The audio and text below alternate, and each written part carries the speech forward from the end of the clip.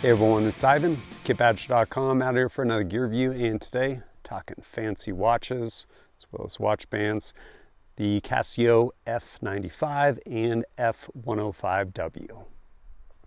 Watches, what do? Well, hopefully they keep time, and they can be all kinds of fancy, and read fancy as expensive. But I mean, there is actually a disparity in certain watches. I found that out when I actually went and built my Diver 1 by Aries Watch Company.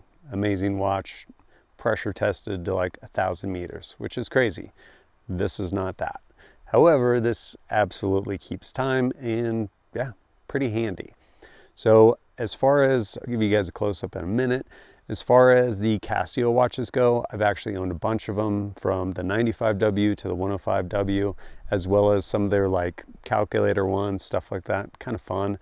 In part, you could actually input like numbers, phone numbers, which is actually really cool, considering if you lose your phone, how many numbers do you know off the top of your head? So it can be handy, especially traveling.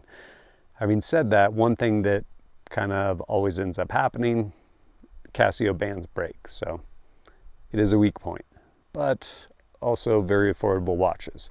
So this being the 105, which is very similar to the 95, I will kind of show you this, give you a close-up little rundown. Looking at the watch face basically tells you everything about it. Casio, alarm, chrono, stopwatch, illuminator, water resistant, tells you what the buttons do. But this button right here actually activates the illumination, hard to see during the day. And this one right here, press it once, mode goes to alarm. You can set that if you want. Press it again, goes to your stopwatch. Press this button here, starts it, press it again, stops it, press up there, resets it, and back to your time. And then this right here will go between a 12-hour clock, AM, PM, versus 24-hour clock. But then we get to the watch band, and probably need to mention these pins too. This is by BlueShark Straps. Really, really awesome. Tons of different like models that you can basically get of these watch bands. This metal keeper here can slide depending on where you want to put that. And then this is a single strap. They do make double straps also. I'll get you I'm spacing on the model name right now. But yeah, pretty cool watch strap. And I should probably mention, yeah, those pins again. I mentioned the pins because traditionally on watches, you basically have like a pin cylinder, and then both ends kind of push in. There's some spring tension inside there. And so you'll push in with like a little tool that they make for it, or safety pin, honestly, push in and then fold the whole watch pin up, and you can take the pin out. Easy. These are not that. These, yes, go that way, and they're basically tapered to fit. And so since they are tapered, pushed in, you have to push them out the other way. You'll break the watch before you push it through that way. So something to be aware of, push them out. Once you push them out, you can go ahead and put your new watch band in and then push them back in.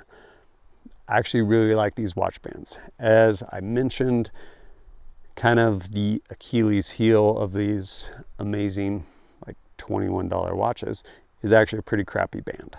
And so one, it's not super comfortable, and yeah, just not a very good band. And then the other part about it is they usually break because dynamic movement, stuff like that, and it's just kind of a rigid kind of rubber plastic type band. They break, and then you probably lost your watch because you just have one pin, and once that pin breaks on one side, the whole thing falls away. This is not that. One, they're basically kind of a NATO strap, or I guess they are a NATO strap in the sense that, well, people rarely honestly use these, especially on these watches. You basically have so much room that I could now actually strap the watch in, and I have all this space. What's that mean? You can basically put it over a wetsuit, or when you're not wearing your wetsuit, this essentially goes through here and then folds back on itself, keeps itself tucked in out of the way. easy. You're probably not going to die with this watch. You probably could. I think it's good for, I think like 30 meters, which honestly, most of the cool stuff to see is probably within 30 meters, but definitely not a dive watch, although you can if you want. But these straps overall are actually really awesome. These straps also, a bunch of different models. I'll link to this one in the description. This one right here is their Nautilus one. Really awesome, really comfortable. Bunch of different colors too, and different widths. So these watches, that both the 95 and the 105 are 18 millimeter. They obviously offer 18 millimeter up to, I think, 22 millimeter, depending on, again, size of your watch. Are they expensive? Kinda. I mean, we're talking like $20, $21 watch, which is an awesome watch, by the way, but the strap sucks. And so the straps, I want to say probably about 30 bucks. And wait for it, if you buy two, you get one free, and free shipping over $50. So you pretty much have you over a barrel. You're basically buying two of them to get a third one for free. But at like $20 a watch, pretty easy to have other watches, especially if you have kids and stuff like that. Overall, been actually really pleased with it. If you are looking, I mean, again, it comes down to, what do I want in a watch? Honestly, I just want to tell time. Do I need a satellite GPS, heart rate monitor, all that stuff? I personally don't. And I know people that have heart rate monitors and altimeters and all those things. Does that make them a better athlete and more capable? I don't know. I mean, it's just like, I see a lot of people riding e-bikes. Not a lot of them are very fit. I don't know. But what I want in a watch is just to tell time, and this absolutely does that. And it has an alarm if I need to set that. Is it super loud? No, not necessarily. Oh, there is, by the way, a hourly chime. Disable it. I disable it anyway. I don't need to know the top of the hour. But I've been really stoked with these. The illumination on the 95 is terrible. Have one, still wear it sometimes, wore it for months. The illumination is terrible. When you press it, it's like one little tiny glow of like the weakest light possible in this corner that bleeds out and does not make it to the other corner. So you're like, well, I can tell what the hour is, not real sure on the minutes. Yeah, it's terrible. This one, honestly, it lights up. You could almost, if it's really dark, you could basically navigate with it like a flashlight almost. It's crazy bright considering.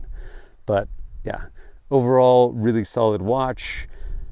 You can get away with it, just that $20 investment, or for a higher dollar investment, get a really nice strap. Because the other thing I do like is between the strap and this watch body, it doesn't get stuck on things, whether I'm putting layers on or for that matter, pulling gloves on. Whereas if you have large, like bodied watches, for lack of a better term, usually they'll get stuck on stuff and they'll shove up, whether it's gloves and then cuts off circulation, gets really uncomfortable, and different things like that, or getting caught trying to put layers on stuff. This doesn't, can also leave it on working out, like non-issue too. Super lightweight. But if it's something you're interested in, there'll be links down below. You can check it out, or you can go get a super fancy watch. But as always, thanks for joining us at kitbadger.com. Look forward to seeing you next time.